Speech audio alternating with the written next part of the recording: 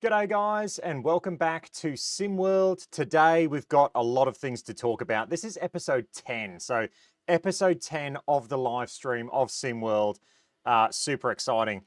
Today, like I said, we've got a lot to talk through. Let me just pull up the talking points. I'm going to try and get a special guest on today.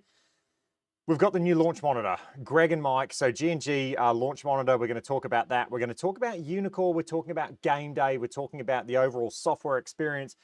And we're going to talk about, does Uneekor now or in the future, are they going to have the most complete home package for users? I think that's a really, you know, I honestly think Uneekor is going to have the most complete package in golf when it comes to home users. We're going to talk about old head. We're going to talk about golf courses that don't have LiDAR data that we want to get to GS Pro. Greg McDonald is doing a massive push to try and get old head brought to GS Pro, but there's a lot of other courses, a lot of amazing courses that we don't have LiDAR data for that potentially we could as a community. I'm going to put a poll out there. The Joe Lagowski golf community, what courses do we want? If you're not part of the Facebook group, jump on and join the Facebook group because I'd love to put out there to everybody in the Facebook group, what course do you want to see brought to GS Pro? We can hopefully tick them off one by one, fingers crossed. We've got to pay for the LiDAR data, but fingers crossed we'll be able to do that. And then finally, we've got course of the week and then Q&A the whole way through. I'm going to kick it off. So we've had a couple of people already chime in. We've got Phil there. It's good to see a decent UK time. I am trying to stagger these, like I said. So this one is a little bit earlier. So yeah, hopefully we can get UK viewers and European viewers as well as the US. Hawk is saying he's getting weird reads with his driver and the square launch monitor. Okay, that is odd. Try and raise your unit up a bit. What are the misreads? That's, I guess, the question. What are the misreads? Now, I do have a special guest that I'm going to try and get on the live stream, so bear with me as I try and do this. It would have been ideal to do this beforehand, but it is what it is. Life gets in the way, doesn't it? Let me go to direct messages. All right, we'll see. We'll see when he calls me. Fingers crossed. I'll keep paying attention to that. Common driver speeds of square. I'm getting low ball speeds, distances with my square. I had that one shot. I don't know if you watched my video, Nathan, where I played the new Pebble Beach. I had that one shot. I think it was a 6-iron, I want to say, where I hit it on 17, and it definitely, that shot, I replayed it, and I was obviously doing my edit, and I watched that, and I thought, no, that's wrong. That was a misread. So since then, I have had, I forget the name, someone commented, one of my subscribers, really nice guy, he commented saying, yes, there are issues with the square that he's experienced from launch. He said that he does get the odd shot that comes out with a lot less ball speed, just randomly. Like I had, what, 1 in 18 holes, and then the spin, I had one misread with the spin where it was way too high. I don't know about the low spin one. I almost think that's legit because I have been getting a lot less spin on my driver since going to this Jumbo Max grip. So I don't know about the low spin one. I've got to give it the benefit of the doubt. Tomat, it's good to see you, mate. Thank you for the support. You are a member of the channel. 5:30 p.m. here in the States. So that's good. I mean, it's kind of a balance between, you know, the States having it in the like late afternoon, evening, and then hopefully the UK viewers will get on as well. All right, let me try and get this organized now. I'm trying to get a guest on the channel. Hopefully he gets set up and calls me. I guess while we're waiting for him, let's start with Uneekor and the Gameday software. So I've put out a video. I'm going to have a lot more content on this coming soon. Uneekor has released their beta for Gameday, and I've got to say, I was impressed. I'm very impressed with the software. Now, there's a couple of things that I noticed. One of them was the actual resolution. So I had someone comment because I thought this doesn't look as good as when I tested Gameday. It was about 1.5 years ago. And I was playing it and I was like, this just doesn't look as good. Apparently what they've done with this beta version is they've restricted it to 1080p. So at the moment, we're only getting 1080p with the Gameday software. I don't know why they've done that. Maybe for optimization reasons, I don't know. When I tried it before, it was 4K. So that's why it looked incredible when I first tried it. They have done a lot to actually get this software and take it from something that was very commercial, very arcadey, to make it more of a home user software. I've got to say, the changes are fantastic, and I do love what they've done. There are a few things, though, I think they could work on. One of them is the dynamic lies. So you saw me play a few holes at Pebble, and I was on a very severe side slope. When you hit in the virtual world, it says 0. I've sent them an email just saying all of this stuff, recommendations. That was one of them. There's a couple of other things like little bugs where the unit, what did it do? Well, the first one was I was using the practice range, the mini game. I hit the first shot, it registered. The second shot, it registered on the device. And I've had someone commenting saying, that's not a bug, it was the device. I promise you, I have no advantage of lying. Why would I lie? I'm not tied to Uneekor at all. You've seen my videos slaying the Uneekor iMini like a year ago for the firmware. So it definitely registered the second and the third shots on the device. It didn't go into the virtual world. So I don't know why, but it was weird. But yeah, Uneekor and the Gameday software, I've got to say, pretty impressed. The other one was the slope. So the actual slope on the greens, the grid, it didn't come on. I said to Uneekor, if we're in like 30 yards of the green, that should come on by default. What else? There was a few other things I mentioned to them, but overall, very impressed with the software. The stimp on the greens was a bit odd to me. It felt real slow on the short putts and then quicker on the longer putts. I couldn't wrap my head around it. Something you'll get used to by using the software, but you'd think if it's stimp 12, it should feel the same across GS Pro and the Gameday software. So yeah, potentially there's something they need to work out with the stimp on the greens. Very impressed, and it begs a question. Does Uneekor now have the best overall ecosystem when it comes to launch monitors and home launch monitors? Because for me, I'm looking at it going, the data that I'm getting from that iMini now is absolutely fantastic. I've had a misread. You'll see it in my next video that I'm going to release, the league video. I played my league round. I had a complete misread. It's been one out of, I'd say, thousands of shots, to be honest. So I had a complete misread. But to me, the iMini is really performing now, I mean, as good as a GC3. So you've got that. It's cheaper. Yes, you've got a subscription fee, but then throw in the performance optics with the swing cameras. You've got the AI coaching. You've got the balance plate if you want. You've now got Gameday as a software, which is apparently it's going to cost $200 a year, or it's going to cost $20 a month as a subscription fee. It's not going to be tied to any of their other subscriptions, so like the gold subscription and all that. It's going to be a standalone $200 a year or $20 a month. That's what I've heard. I'm waiting to receive an email from Uneekor to confirm. But you've got to say, like, as a whole package, really, with the View software being the coaching and data software, which is fantastic. You've got the Gameday software now for gameplay. You've got the ecosystem with all of their other peripherals. You've got AI coaching. I mean, it's pretty incredible. It is pretty incredible. Okay, that is Uneekor Gameday. That is Uneekor as an ecosystem. Let me know your thoughts. I'd love to get an iMini Lite on the channel. I'm working on that because I think the iMini Lite is different to the iMini in terms of hardware. I know if you Google it, it says they use the same cameras, but I've seen conflicting information, so I've got to see. All right, we've had some comments come in. Look, I'm not going to be able to catch up on all these, to be honest.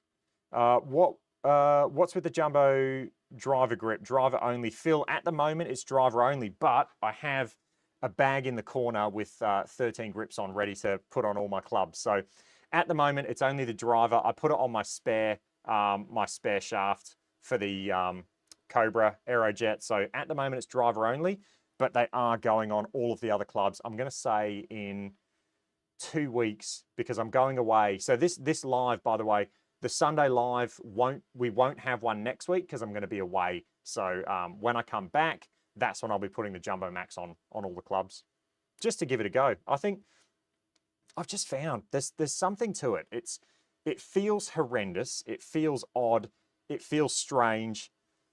But I mean, watch some of my recent videos where I use it, and there's no denying I'm hitting it straighter and honestly further, to be honest.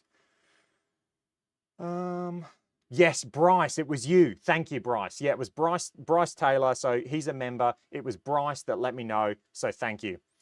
With regards to the square. So there are some issues with the square that Bryce has seen, and that also popped up in my video the other day when I played Pebble Beach. Bryce confirmed he's been seeing this from launch. So he's had the unit from launch and he has confirmed that he's seeing the exact same issues. For someone like me, I've got so many different launch monitors that I'm trying to juggle, trying to balance. And at the end of the day, I'm not going to be able to see, you know, all of these little things because I'm not using it day in, day out. So it's good to get feedback like that. Yeah, Rob, TrackMan ecosystem and software is fantastic. There are a lot of things that TrackMan do right. What I love about TrackMan is they have like an optimization, I guess an optimization system built into their software. So if you hit, say, a driver, it will tell you all of your metrics. It'll go ball speed, spin, you know, vertical launch, and all these other data points, and go, this is where, I should do it this way. This is where the numbers should be, and they'll have like a blue bar highlighted, and then this is where your number is. So you can really figure out what is lacking and what you've got to optimize to get more distance, for instance. I think TrackMan definitely does it right, but it's a closed ecosystem. TrackMan, the subscription fees are astronomical. To actually buy into the hardware is astronomical. So TrackMan is fantastic. To me, I'm not going to lie, I don't think the physics on the TrackMan software are that good. I look at it, and every time I see the ball flight, it's like the camera doesn't stay straight. When the ball flies, it like pans to the right. It's really odd. I just don't like it. I don't like the way the ball flight looks in TrackMan software. But yes, as a whole, TrackMan is very good. And I'm going to say TrackMan, to me, I've said this 1,000 times, it is more like a commercial software. It's more like a commercial product where you're going to go to your fitting centers and use it, as opposed to using it at home. Now, there are really rich people who can afford to have it at home, but to be honest, if I was going to choose between an IX02 and a TrackMan IO, I'd be going the Uneekor system. That's just me personally. Okay, let's scroll down. Oh, I'll get the members question, members comments.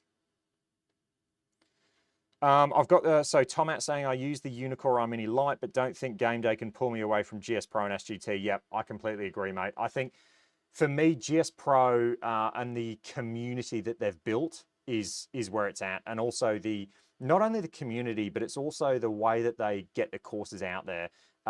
Using the members, using the community to build courses for the platform, genius. It is absolutely genius, because how many courses do we have now? It's like 2,000 courses or something crazy. Let me go check. Reset these filters. I've got 1,819 courses. So, I mean, come on.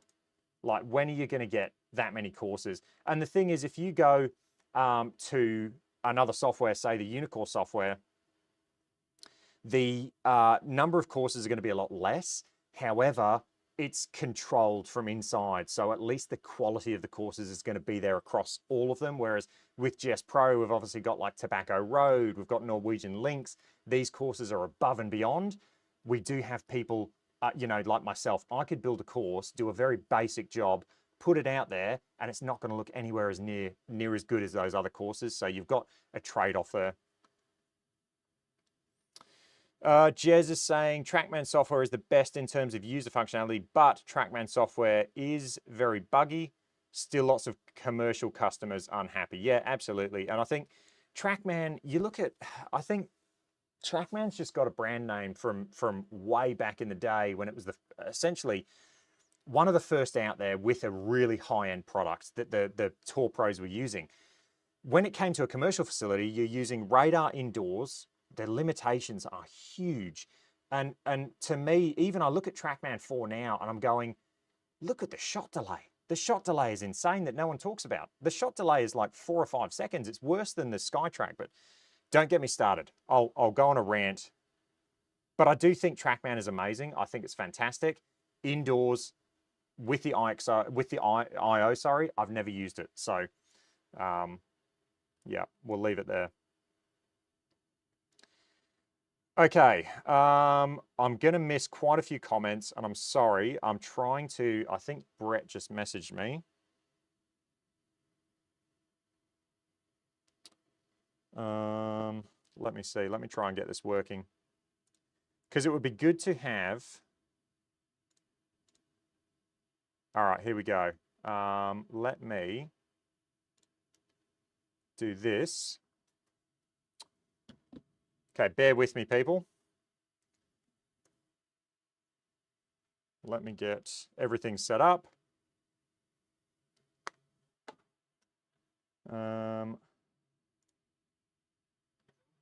Hey, mate, can you hear me? Not too bad. How are you?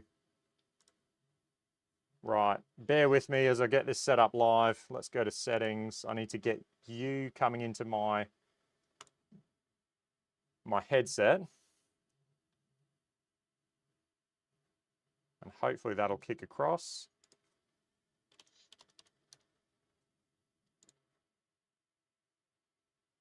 Right, I got you now. And let me try. Now you've got someone that's not very tech savvy trying to do a tech savvy thing right now. So we'll see how we go. Let's do this one. Let me just get this set up. Let's go. If I turn that on,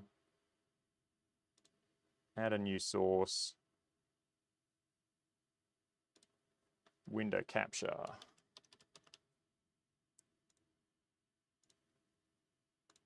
Discord.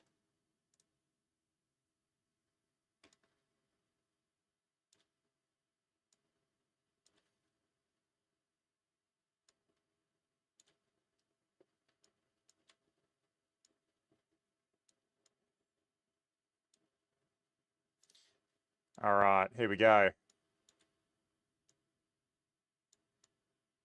Let me get you organized.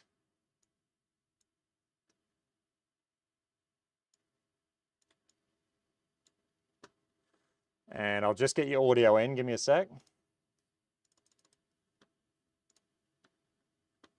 Audio capture. Let's go add audio capture. Hopefully this works. Discord. Yeah, seems to be. Okay, I think that's working. All right, guys, let us know if Brett is live and if you can see him and if you can hear his voice. We can hear. We're on. Okay.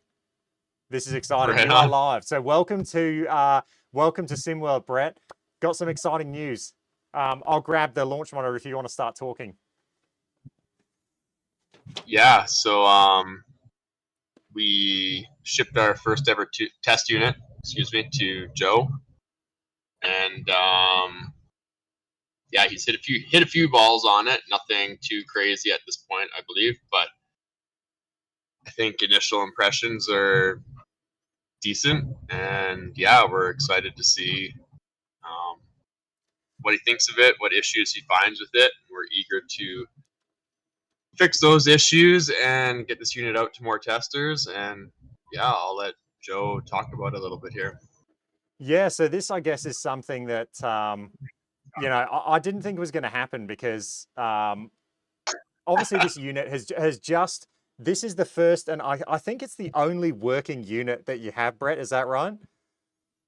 I have as soon as so I shipped you my only working unit because I destroyed the other one, but I've rebuilt it and I have a working one. And actually, in the background, you can't see it, I guess, but I got a special edition glow in the dark unit on the way. So yeah, I'll have well 2 working units with me, one with you. My partner has another one and the ability to build 2 more, and I got parts on the way to build at least 5 more That's right cool. now.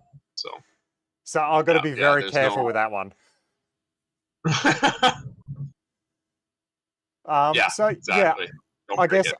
I received it. I'm going to say about a week ago now. I got it set up, and because of the time differences, it was really hard for me and Brett to actually talk and connect. So I ended up just setting it up just by myself using your video that you put out on your channel. If you haven't subbed to Brett's channel, head over and I'll try and link it in the description. Actually, let me try and share it in the chat now. But I received it. I ended up setting this thing up by myself, just following your video, and I got it working. And it was honestly, it was pretty simple. Once I'd connected it up to my Perfect. home internet, went to the login, SGT login, and it just worked. So it was very easy, very simple to use. I've got to say, first impressions, I've hit a couple of shots. They're seriously good. Like I'm seriously excited. Awesome. I will be putting out content slowly with this thing. I guess the main takeaway now is this unit has only just come out. Brett is still in the testing phase, so don't expect, tests against GC3s and all these other things just yet. Just stay patient. We will be putting out content when we can. Yeah, 100%. I think you got it. Nail on the head there. It's only really been tested by me, some friends of mine. You're the first third party, if we will, that's hitting balls on it, and couldn't be happier that it's you. I know you have a good feel on your game. I think you'll be able to tell us where it's right and where it's wrong. And if it's right and it's good, hopefully you'll be able to get word out to a lot of people that we have this unit. Yeah, I mean, I'm super excited about it. This has been at this point we're like basically I'm personally at probably 3 years of building a flight model and building a launch monitor, and really happy with where it's at. Like, it's very close to production ready, marketable unit. Got a couple things to figure out for sure, but we're close. And yeah, just really excited and keen to see what you think of it. Yeah, no, I'm super excited. And like I said, initial first impressions, I've hit a couple, and I mean, yeah, it seemed really good. I'm definitely going to do some playthrough videos. I'm definitely going to do some more testing. But so far, I've got to say I'm impressed. The form factor, I just showed it up against the iMini and the GC3. It is a lot smaller, which is really nice. It's not really tall. It's not real like intimidating when you've got it set up next to you. Do you want to talk through? I think there's a few comments coming in now. I don't know if you can see those. We've got Yeah, Jez I'm going to be saying, a little. it looks like the iMini Lite. Any thoughts on copyrights? Does it do putting? Yeah, so form factor wise, it's very similar to anyone who's seen my very, very original video. It's very similar to version 1. And this particular version, in an attempt to kind of keep things similar, plus because the case is 3D printed, I'm limited on size. Yeah, it's a little bit smaller for a couple reasons. Those 2 main factors coming into play. In terms of copyright, yeah, so we reached out to an IP lawyer. I'm very happy to say that everything that I've done up to this point has been original and unique to me. Like, I didn't look into other units, honestly, probably until, maybe 6 months ago. And, I saw some things that are similar for sure. We've adjusted to make sure we're different, At the where end of we the day, happen to that be yeah, similar. they're all going to look similar Um, because you've got cameras stacked on top of each other in essentially a cube, so that They're all going to look. Yeah, like there's only so many ways to skin the cat. There are patents out there, and just by sheer dumb luck, there are some solutions that I came up with that were similar, are not similar anymore. Just to make that clear. Saw those patents and said, "Oh crap! Like that's kind of what I came up with, and or at least where I'm going. So time to rethink that and find another solution." So have done that. Like I said, talked to an IP lawyer and tried to make sure that we're as unique and different as possible. If we are close to other patents, have tried to come up with unique ways to improve on those, which is like kind of an important aspect in that field, that if you can prove that you've improved on it or adjusted in a different, adjusted in some way and distinguish yourself, you can, it's not an issue. So yeah, there's a lot of things to this. I hope none of that comes into play. I started this project because I had an idea, I was bored, and it was a passion. So this originally was never meant to be a marketable thing. It was really just to satisfy my curiosity. But it got good. So That's crazy. I thought I would, send out a video. I found my business partner that I'm now working with, Mike, and we're moving forward. And I hope that, fingers crossed, no legal issues, no financial issues, no. I hope that this gets to market. And at the moment right now, we're looking at building up, maybe 10 units or so, setting them up for testing, and seeing what comes back. And then the next step will be probably some sort of need to look into certifications and what we're allowed to do legally within regulations in Canada and the US. Canada will probably be first, US will probably be second, and then international we'll try to expand to. But we need to make sure that we're not doing anything illegal, make sure that we're on par with, electrical safety and fire safety and all that stuff, so that we don't run into issues, and of course we don't cause problems for anyone testing units. There's so much more to it than just building it, right? It's a pretty complicated thing, and it's not my background. This is not my background at all. So learning and reading a lot, and just trying to get it out there. So there should be a lot of cool updates in the next couple months. Basically, and whatever you find, we'll report on and fix immediately. But we're really excited. It seems to work really well. Definitely. So a couple of things I've got to ask after that. You're going to send out a few units for testing. We'll get back to the question about putting, because Bryce, remind me if I forget about that. So question I missed that one. We've got, say, 8 to 10 units going to be sent out as test units. What's the eligibility? What's the criteria for those? Because I reckon there's going to be a lot of people going, pick me, and they're going to be like, it's going to be madness. So are you going to have any eligibility criteria? Is it going to be, community members, or what's it going to be? Yeah, so there's, I guess, two main things that we want to work on here. Obviously, one is test the unit, and we want to have it across a range of players, a range of handicaps. I'm a scratch golfer myself. Joe, you're a scratcher, a plus handicap. So that's really great, but we need to see how it performs for the 20, 30 handicaps out there. Yeah. The bad shots matter too, to a certain, Absolutely. to a certain extent. Like, they may not have to be, pinpoint accurate, but they need to work. The unit needs to register. So absolutely, we're going to be looking for a wide range of users in terms of handicap and golf skill and ability. Definitely going to be favoring people that can spread the word and do videos and get our name out. But that's not the only criteria, right? Like, it's really important to have people that can get us valuable information. You got to have real people doing random testing, because someone might just have this random move in their swing where they cast the club, add a lot of dynamic loft, cut across it, hit it off the toe, and you need all of that to just make sure it's all reading correctly. I get it. Yeah, exactly. Like I have a good buddy that just maybe one of the ugliest swings you've ever seen. Sorry, friend, but yeah, like plays actually some good golf and shoot like mid 80s, like low 90s, nothing insane, but decent golf. And I think he hits every single shot with like a spin axis of 30 degrees. Right. Yeah. It's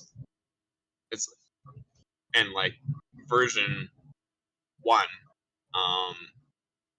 struggled with that. I just was never looking to handle that as a normal shot. That was kind of, in my mind, in my world, that's a one-off. That's one every 200, 300 shots. You know what I mean? Like it was not my priority, but it was really valuable to me to see that and realize, okay, not everyone's a scratch golfer, or a single digit even. Like we've got to make sure that we're covering the full spectrum of players.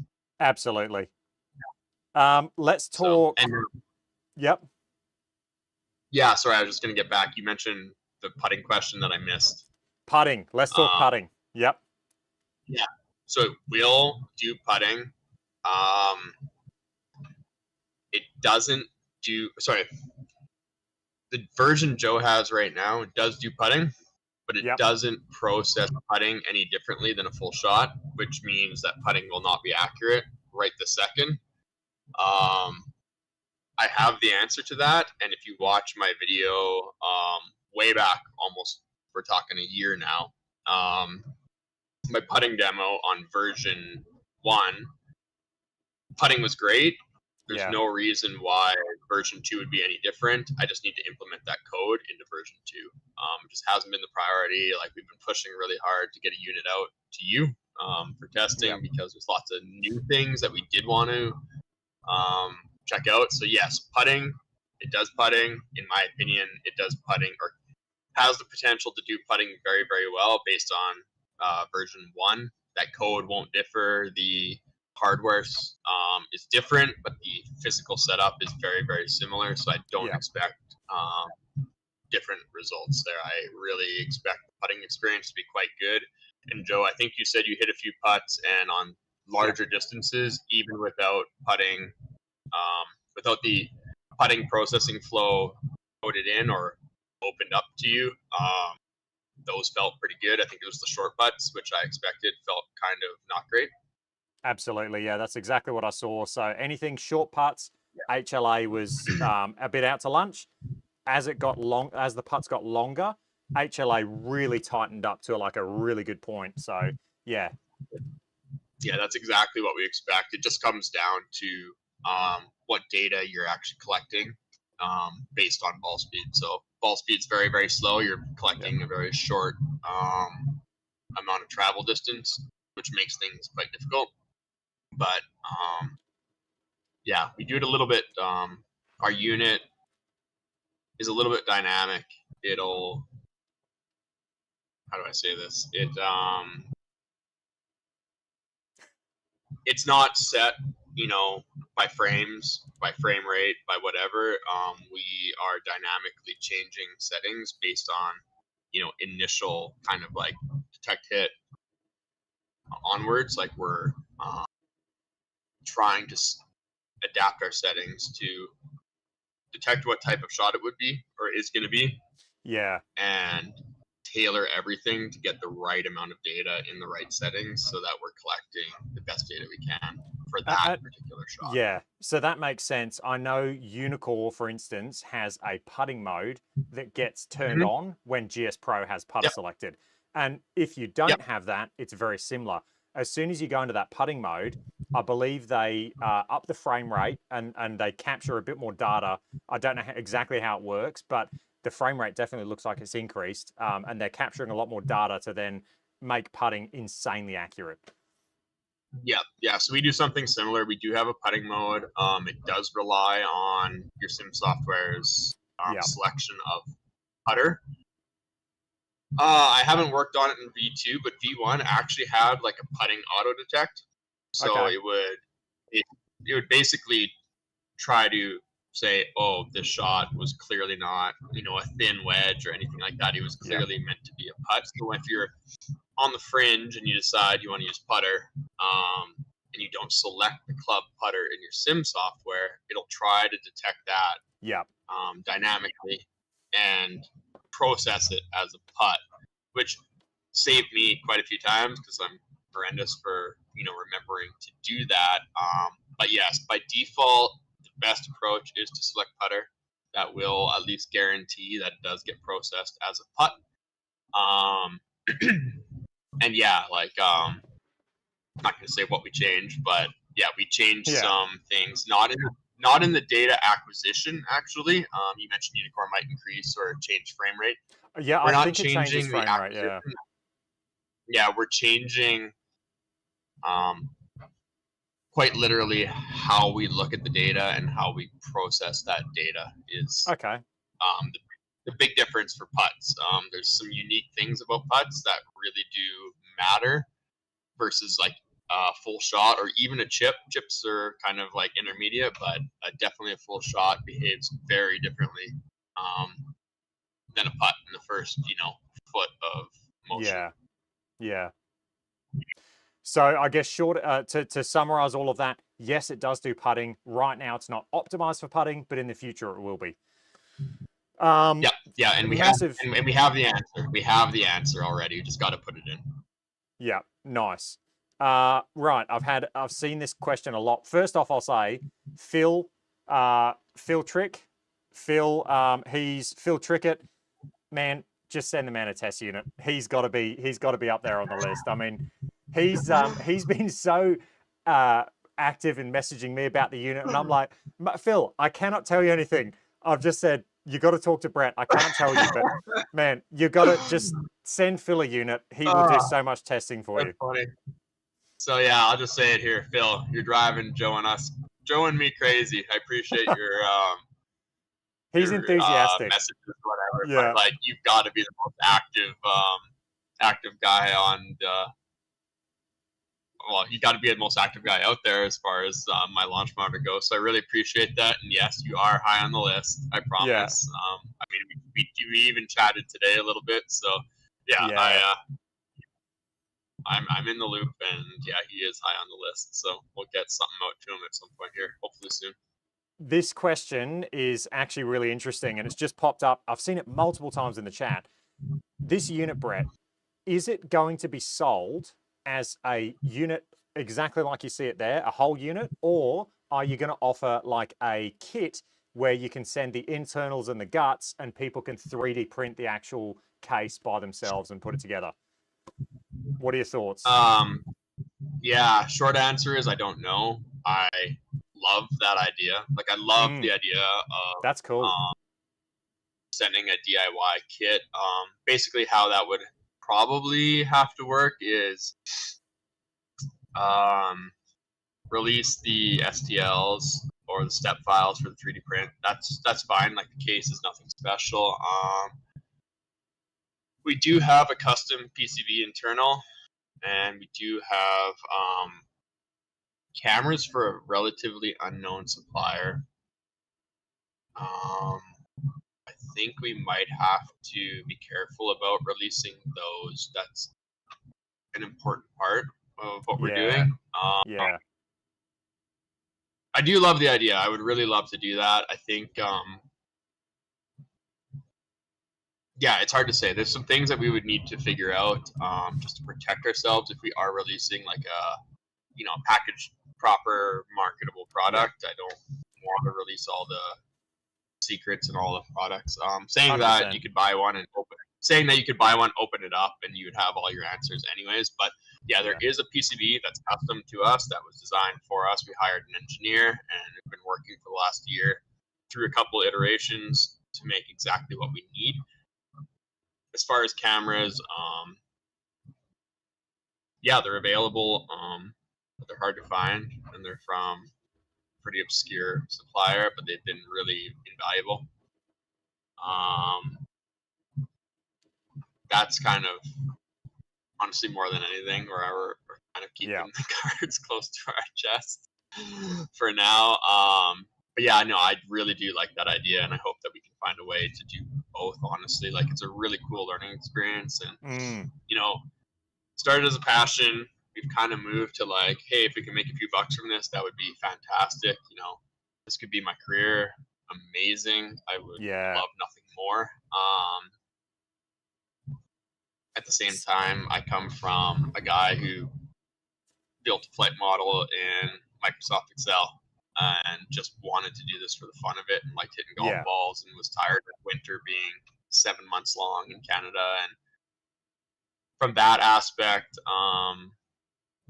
I'd love to keep it open to people and hobbyists. And I will say, whether we can do it or not, if this is not an open source, if this is not a DIY thing, if it's purely just product on the market, I really want, and my partner agrees, it's something that we would really want to have the community involved in. We want to make our product we want to have an API that's open. We want to be able to let the community build applications and games and sim software and link That's it up to cool. the unit without hassle. Like it'd be really cool to have a website with everybody's creations and you can just Yeah. download, their apps or their analysis tools or whatever and just use them. You know what I mean? Like I don't know it's going to be perfectly open. We really don't know what the end is going to look like here. Our Yeah. goal is to get it to market, hopefully make a couple bucks, hopefully offer a really good unit for a really good value, make it as open as we can while protecting ourselves, and I don't know, make some of these bigger guys realize that. Oh, and then I would do want to do an overhead. I really want to do an overhead, but I was literally going to ask you about that. I was saying, this is V2. I was going to say, I'm going to put you on the spot because could you do just a bare bones basic overhead that gives you a video and gives you accurate ball data? I mean, that would be huge. Yeah. So that's the thing. Like all of this, there's been a lot of interest and push for club data. My personal opinion, and Joe, actually, really love to talk to you about this. I feel like you're about my age. I'm 35. I grew up in an age where there were no launch monitors. You went to the driving range and hit balls, but you hit balls till your hands bled. Yep. That's how you learned. Pretty much, yeah. Yeah, it was by feel and what the ball flight was telling you. There was no backspin numbers. You learned that on the course by hitting pitches, wedge shots. I'm not a huge personally. I don't look at club data ever. I don't even glance at it. It was never my priority. We've made club data part of this because a lot of people have interest in it. I don't necessarily think it's that important. I'm a big field player. You've seen me swing the club. I bomb it, I gouge, I scramble. That's how I play golf. I'm about getting the ball in the hole. I'm not that interested in hitting a 5-yard cut, 5-yard draw. I'm really about feel and get the ball in the hole. So club data has we're working on it on this unit. It wasn't the priority on version 1. For an overhead unit, curious to see what the comments say, and from this video as more people see it.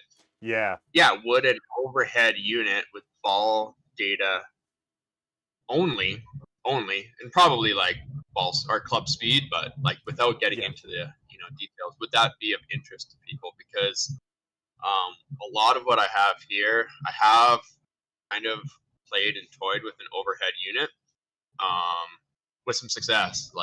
There's really not that much difference. A lot can be recycled, and I wonder if that would be valuable because I see a huge hole in the market. The cheapest overhead unit I want to say is 6,000 Australian dollars, roughly the same as Canadian. Yeah. So, there's not much different between what sits on the ground and what goes overhead. I'm just gonna say that. I feel like we could do an overhead unit for fraction of the cost. It might be simplified, but it would get you what you need to play sim golf. It would work for left and right-handed players, and That's a huge thing. yeah, Yeah. I've played with it, played with the idea, and done some testing, and I don't see anything major standing in the way of that. Just this is the priority right now. Once we get this out of the way, I can work on that. Absolutely, yeah. And like you said, so for me, when we talk about club data as well, like Jezza said, if you understand the ball flight and how a ball flight is generated, then you can kind of reverse engineer what your club was doing anyway. But I think the things that I've become a lot more aware of and the things that I love, club speed. Speed's a big one. Everyone's trying to increase club speed to get more distance. So I think that metric, it really needs to, club speed is big. We want club speed. The other one, unless we just bomb it like you, which we don't. So we want club speed. And then for me, the other one is club path. I think club path, a lot of people like because they can kind of diagnose like, hey, I was still coming over the top and out to in. Yeah. I really need to exaggerate that feel more, or the other way. If you're too far in, you've got to exaggerate coming out. So I think those two are really the only ones that I think people, or at least I care about. Face angle is, Jez, face angle, you can kind of reverse engineer that, to be honest, from the ball flight. So face angle, face to path, maybe, I don't know. For me, it's speed and path. If you could, angle of attack is another one. But, I mean, that one, then you're talking two that you've got to have and then one that's optional. Yeah. Yeah. So I guess club speed, especially with an overhead, club speed should not be difficult. Club data, honestly, is a little bit easier with an overhead. Certain club data. Angle of attack is one that is not easier overhead. But ball speed, path, actually quite doable relatively easily. Angle of attack's a little bit trickier. Angle of attack's a little bit easier with the side facing monitor. Yeah. So yeah, I just wanted to put that out there. But we have a lot of plans. I hope this goes well and we can fund this and make some money on it so we can do all these cool things. Because between me and my partner and the community, there's a lot of really great ideas out there that we would love to do. And at more realistic prices. That's what we're trying.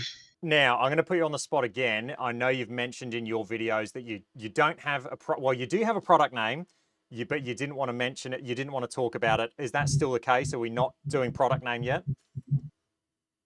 Yeah, we have a name. We have a company. The thing that's stopping me right now is we don't have a logo. We don't have we don't have all of the accessories, if you will. Yep. So as soon as we have that, and I can throw a little intro, video on the YouTube channel and rebrand that, for the website up, you'll know the name, you'll know the product name, and you'll kind of get the idea of the theme we're going with. It's not a huge secret, but I just want to have the full suite before we let all of you know. But we're close. We're hoping. The goal is kind of by end of the month here, we have our website up, all of our logo, and we can kind of update the YouTube channel, create a website. The website, by the way, going to be very simple right off the bat. Landing page, frequently asked questions, because in the YouTube comments and the emails and DMs that I get, a lot of repetitive questions, and I love all you reaching out, but it does take me a lot of time to respond to the same question 40 times. And then we're gonna do like a unit tester application. It'll ask you some information, name, locality, handicap, sim experience, handedness, all that stuff. And we'll try to ship out 10 units or so to people to start getting a lot of data here and find some issues. But as far as the name and company, Joe, you know it, you've guessed it. It'll be coming out officially soon. Nice. That's exciting. Finally, I saw a question in there from Dom. I keep running into Dom. I've seen him a couple of times now since Live. He asked about shanks. Now, I will say, The unit looks like it's susceptible to take a big old shank. What are your thoughts on that? Yeah, I think all floor-based models, maybe the Nova is an exception, being so low to the ground, but Yep. I mean, could still happen. Yeah, that's something that I'll be honest is a little bit off my radar. Yeah. Purely from, I mean, I'm sure you can say the same. A shank bad enough to hit your own launch monitor is probably something you haven't done in years or decades, I would imagine. But I understand the potential. I actually have been talking with one of the viewers from the YouTube channel that I put up, Yep. and we're talking about putting up, what would be required to build a case for this unit to make sure that Yeah. if you do run into that, That's it. Just a simple what's needed. case, you know? Yeah, and it's funny too because like, a simple case, it's not that simple necessarily, especially with an optical monitor. Putting Yeah. plexiglass in front of a camera lens doesn't. Reflections. Yes, yeah, you're dealing with potentially some pretty significant infrared lighting, Yeah. which may reflect back, cause lens flare, etc. Although it seems very easy, just like, oh, I know. just plexiglass and build a case, like you're all good. There might, Yep. I don't know the answer. There might be more to it, but this is something that I'm actually talking to some people about, and yeah, like trying to figure out. I'm planning on getting some material here to find out about that because, like, Yeah. not only is lens flare potentially an issue, but if you've seen the unit, I'm already passing the infrared light through a layer of plastic. Now that plastic is made to transmit infrared light, but you still lose about 5 to 8% of your lighting intensity, which doesn't seem like much, but every little thing matters when you're trying to capture something moving so quickly at such low Absolutely. exposure rates. Yeah. So, putting a piece of Lexan or plexiglass in front of it, I don't know what the effects are of IR light passing through. If we're losing another 10%, that could start to be problematic. I don't know. If Yeah. you're getting lens flare off the plastic, that could be problematic. So I need to do some testing and find out. But yes, like it's on our radar, and I don't want anyone destroying their unit. If we can build or offer suggestions on how to build or whatever, or protect the unit, we'll do that. One Yeah. thing I will say is that I think our unit is placed. A lot of units, the hitting area is behind. Like, maybe you can explain this better, Joe, but it's on the target line. It's behind the unit, like away from your target. Yeah. We're not very far behind. We're actually almost on par, if maybe an inch or two behind. Like it's quite, what's the word? Perpendicular to the unit, if you will. Yeah, it is. Yeah, The it more is. forward, the more forward your hitting area is, like, it becomes harder to hit it with a shank, right? Like you Yeah. have to hit like an 80-degree, 85-degree shank to hit the unit. Yeah. Saying that, like, I really do want to have the option of that. If we eliminate club data, all that rear area of our field of view becomes available for hitting area, just to make things more convenient. So when we start doing that, that brings into play the possibility of more shanks. So yeah, I mean, short answer, yes, of course. Floor based could happen. I'm aware of it. I want to do some testing to find out the implications. And I have some ideas to get around those. So yes, it's on our radar, and maybe not at release date, but shortly after, there will be some sort of protective case available for the unit. Yeah. And that's, I guess, the big thing. And Bryce hit the nail on the head. He said, it's not the shanks. It's when kids, and my kids have done this, trust me, like they do this, they hit it so far off the toe that it then goes straight right. And you'll, in a few years, Brett, you will know what I'm talking about. In a few years, you'll see it. You'll see it firsthand. But that's why little I used the square with my son the other day, and it was actually nice. I actually used my case that, oh, I'm having a mental blank. Frugal Fixer Spike, he sent me that, and it was nice to pop this on and just know that I've got a bit of protection.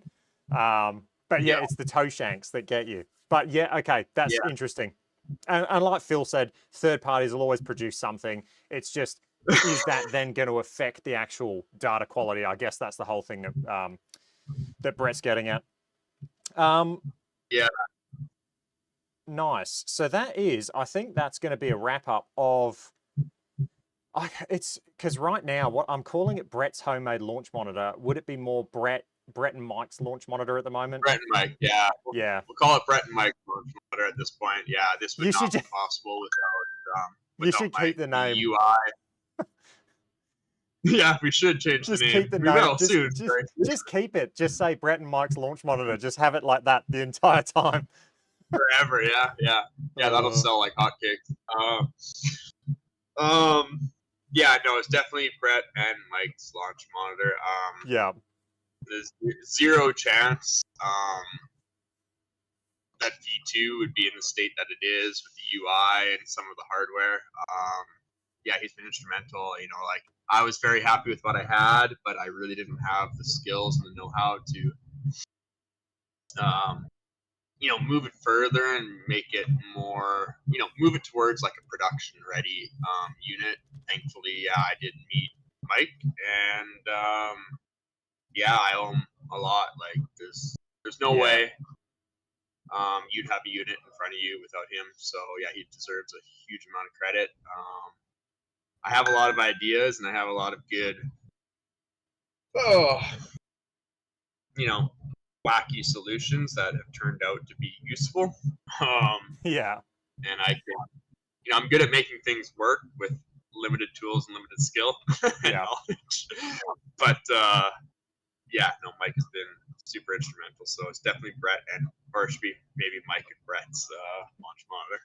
He's the man behind the scenes. He's your Jarvis to your Iron Man. Yeah, he does some pretty impressive stuff. He's very, very talented.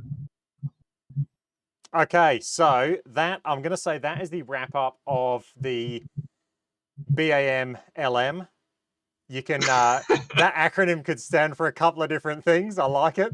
Bryce has come up with that. Bad something. Yep. Insert the image of what's his name? Samuel Jackson. Bad something launch monitor. That's awesome. That is the wrap up of the BAM LM. Thank you so much, Brett, for coming on the channel. I really appreciate it, and I hope everybody hanging out really appreciates this as well. Hopefully this gets a fair few views. So appreciate it. Really appreciate it, man. Thanks for that. Thanks, man. I got to jump off. All right, see you, mate. Okay, that was fantastic. Let me just mute a couple of things. Let me go back. Let's go mute that. Mute that. Okay, so you should just be back with me now.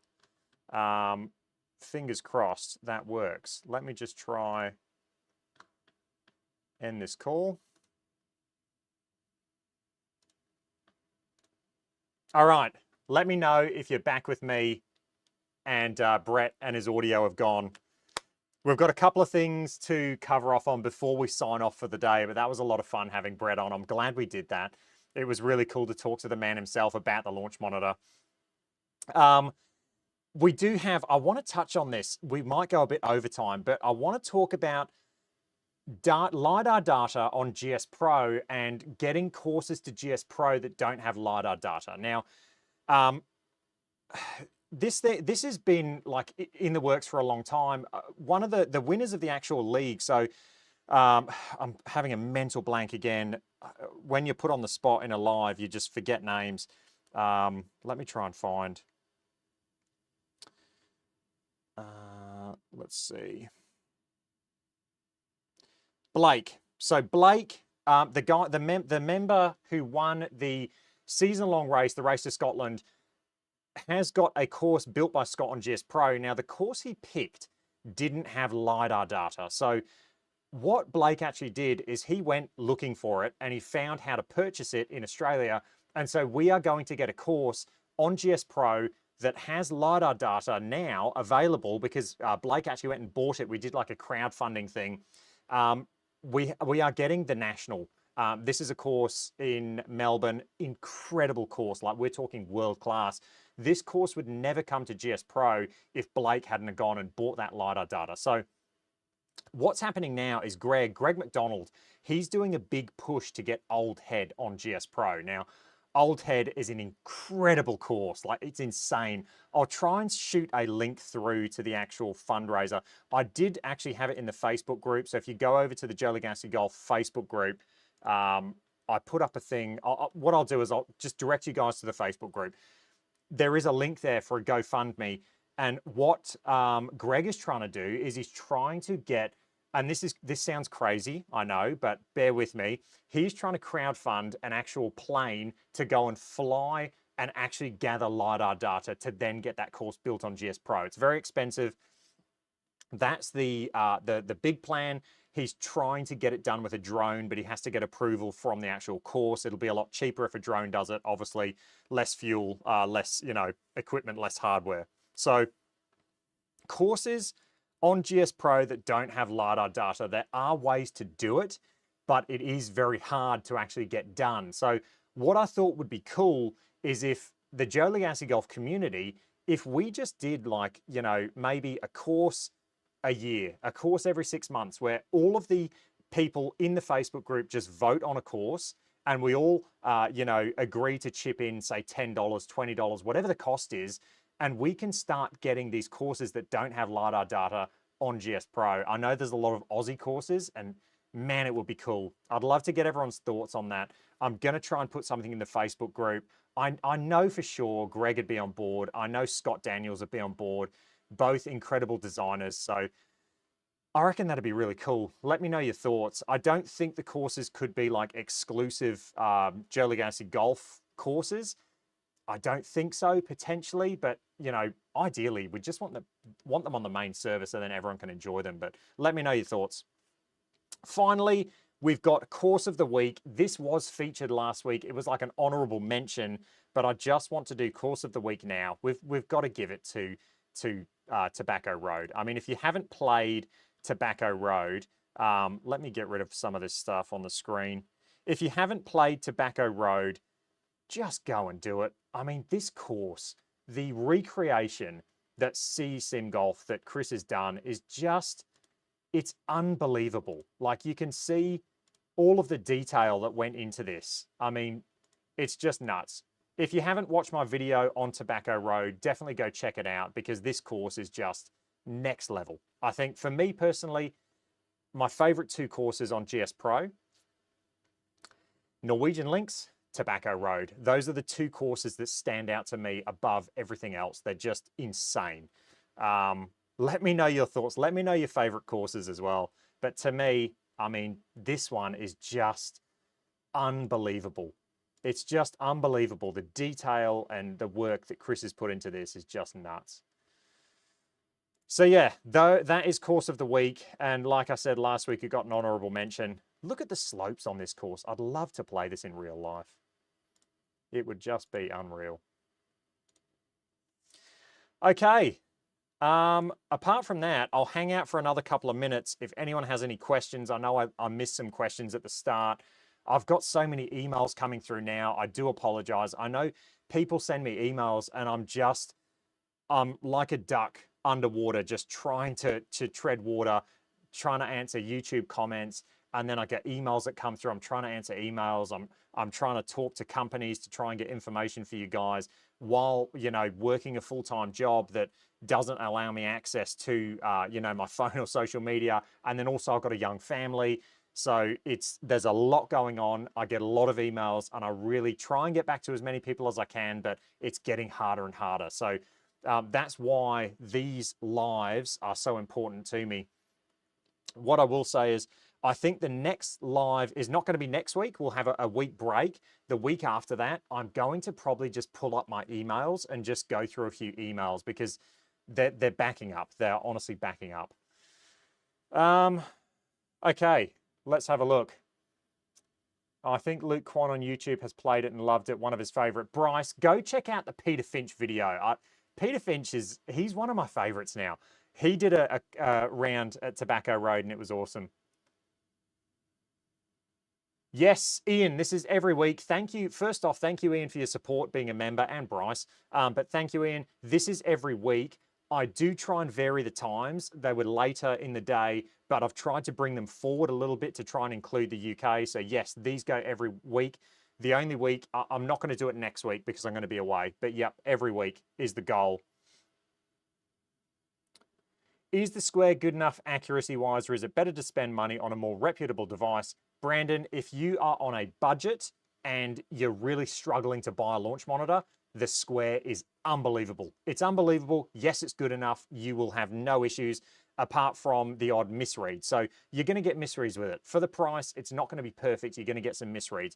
Having said that, you're going to get misreads from, I had a misread the other day from this, the iMini. So you're going to get misreads with every launch monitor. You're going to get a few more with the Square.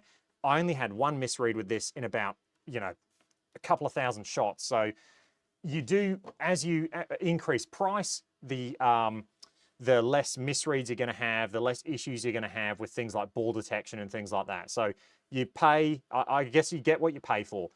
If it was me buying a launch monitor for the first time and I was on a little bit of a budget, but I could splurge a little bit more, I'd seriously be looking at the iMini Lite. That's what I'd be doing. If you can afford the iMini Lite, I'd say go for it. If you're on a ridiculously tight budget, which I was when I first got my first launch monitor, that's why I got the Garmin R10. Right now, I'd be saying get the Square. So it's the new $1,000 king for a home simulator. When we talk about accuracy, and if you're going to use a device indoor and outdoors, I don't even know where it is, the MLM2 Pro. The MLM2 Pro is fantastic. Yeah, Ian. So, yeah, thanks for that, Ian. So the Pro T, I will be doing the Pro T in-depth long-term review. Bit of a mouthful. Pro T in-depth long-term review is going to come out, I'm going to say, after I get back from Melbourne. So I'm going to be away for a week. I'll come back and I'll film it then. It's going to be in-depth. Warning, caution. There should be a caution there. This is going to be in-depth. I'm going to talk about everything and I'm going to be brutally honest. I am talking to Pro T right now and I'm waiting for them because they've promised me that there's going to be an update come through to fix an issue that I've been, trying to help them with. I've highlighted it to them. So I'm kind of trying to wait until they update it to then do my long-term review. But if they don't, I'm just going to put something out there because I've emailed them multiple times now and, it is what it is. It is coming. I think people want to know about it. I'll do a little spoiler right now. The only major issue I have with it, and this is the only major issue, is it doesn't dimple track. So that's the biggest thing. I get so many questions about this. The Pro T VX doesn't dimple track. So what that means is it's not actually looking at the dimples on the golf ball to dimple track the spin and spin axis. So if you have a ball that doesn't have like a really, bright logo or something to lock onto, it will then not be able to capture spin axis correctly. So it'll send like this baby fade or baby draw into the virtual world. And say if I was trying to play a massive hook, the Pro T VX needs a logo or something to lock onto to actually get that data. So I highlighted that to Pro T. They said it was a bug, which I'm skeptical about, but they said it was a bug. And so they're going to then do an update so I can then put out my long-term review. But if they don't update it, I'm just going to have to put something out there because I'm getting too many questions about it. Thanks, Dom. Yeah, fingers crossed, mate. It'll be interesting. We'll get what we get. I think I'm going to have a round at the National, the old course. Fingers crossed. I'll get plenty of pictures. I'll probably put some stuff on my Instagram as well. Kevin saying, how do you become a member? So Kevin, you become a member by going on a PC. I don't think you can do it on a mobile device. go on a PC, and then if you look at the subscribe, you should see there join, I think. I think it should say join, and then if you click join, you can become a member. Bryce is saying has to be a PC, so thank you for that, Bryce. Yeah, Paul. Yeah, I'm in your light. If you that's a really good point actually. Single-sided only. That is a really good point, Paul. Thank you for that. So yeah, for me, if I was on a tight budget, like we're talking really tight, like I was when I first built the sim, that's why I got the Garmin R10. I didn't get the Mevo Plus. Back then, we didn't have all these amazing photometric-based launch monitors, but if I was on a tight budget, I would get the Square. If I had a little bit more to spend, I'd be going iMini Lite. And then in the future, though, that might change because we've got things like the Nova that is an incredible device. We got things like Brett's launch monitor as well. So that could change in the future. But right now, at the making of this video, I'd be going Square and then iMini Lite. If you've got a bit more money to spend or you could save up a bit more, I'd be going the iMini Lite.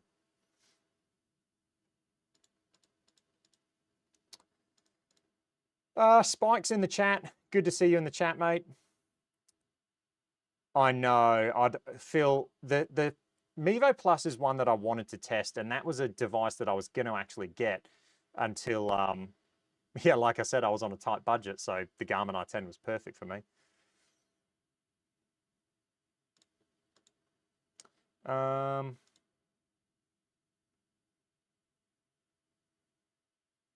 Thanks, Nick. I really appreciate that. The shipping costs are mental. For Brett to send that launch monitor, to me, it was astronomical, the price. It was just crazy. That's where a kit would come in handy because you could really make the package small.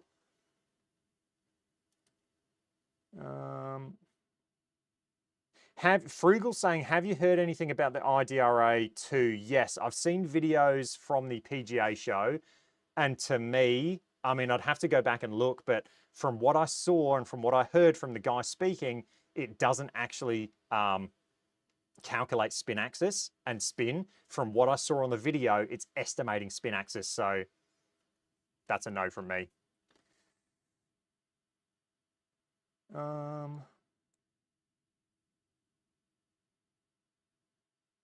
Mevo Plus is nowhere near Pro T accuracy, even the impact location. Yeah, look, this is what I always say to people. Are you getting this to use indoors only? Because if you are, then your decision's going to be very different. You know, if you're going to take this outside and use it at the range, use it indoors as well, you know, half and half or 70, 40, whatever it is. Whatever you want to use this device for, I said 70-40. Don't slay me. Whatever you want to use this device for, it's going to be different for everybody. So yes, the Pro T for me is absolutely perfect. It's on the ceiling. It's indoor only. If I was going to use this outdoors as well, though, that's when I'm going to go, okay, maybe a Mevo Plus paired with an X-Putt or something like that, maybe that is a really good option because I'm going to use it outdoors half the time. I'm going to be hitting balls on the range. I'm, a pro trying to, make it on a tour. Maybe that's the perfect device. I can use it half and half. So it all depends what you want to do with the device ultimately. I do have a video on a launch monitor buying guide that kind of talks through all of that. Okay. That is it, guys. That was SimWorld episode 10. That was an exciting one. It was so good to get Brett on the channel. I loved that. I hope everybody enjoyed that. I hope everyone appreciated that. But yeah, that is going to be it for the video. What I would what I would say, for me, I have an indoor setup, and then I have my MLM2 Pro to take outside. That's perfect. That's perfect for me because there's no way. I mean, I'm not personally going to take an iMini to the driving range. I'm just not. I'm not going to do it. One, I just wouldn't do it. I'd personally have my sim and my launch monitor for indoors and then get a $1,000 MLM2 Pro to take outdoors. That's what I'd personally do. Thanks for coming, Phil. That was good. I hope Brett sends you a test unit. It sounds like you got a good chance. Okay. Yeah, Nick, I agree. I've heard that a lot with the Mevo Plus. And that's the thing with any launch monitors indoors, radar-based launch monitors, they are so susceptible to interference, which is why the Garmin R10, we had the Faraday cage, etc. It's there's a lot to it. All right, guys, thank you for tuning in. I really appreciate it. It's good to see the numbers. It's good to see the numbers and people tuning in. It does mean a lot. Eric, thank you, my friend. I hope you have a safe travels as well. I did see you were in New Zealand, I think. You couldn't land in Brisbane. You never know. Our paths could cross. If the weather stays crazy, our paths could cross. But yeah, we'll see how we go. Big shout out to everyone at the moment currently in Queensland, in Brisbane, Gold Coast, and you know, all around those areas. There's wild weather. There is wild weather. There's a tornado or a cyclone, sorry, I should say. All right, guys, that's it for this one. I hope you enjoyed it. Any comments or questions, leave them in the comment section. And yeah, we'll catch you next week. Not next week. We'll catch you the week after for SimWorld episode 11. Cheers.